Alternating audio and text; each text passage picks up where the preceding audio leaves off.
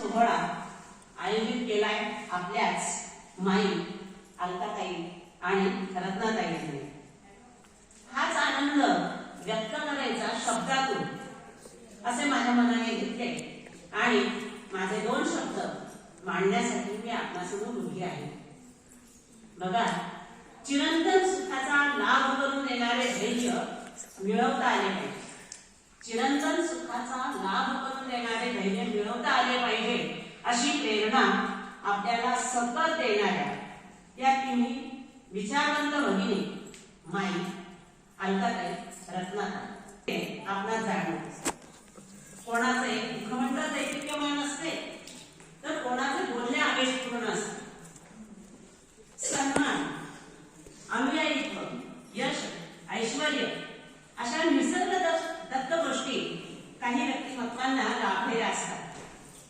आपल्या अंतर्मनाचे मार्गदर्शन घ्यायला शिकले म्हणजे प्रत्येक प्रश्नाचं उत्तर मिळतं। मी निर्भय आहे, साहसी आहे, मी शांत आहे, मी जागृत आहे, माझ्या जीवनात अनेक चांगले लोक येत आहेत, ईश्वराची अनंत शक्ती मला प्रत्येक दिशेस नाना प्रकारचे मार्गदर्शन करत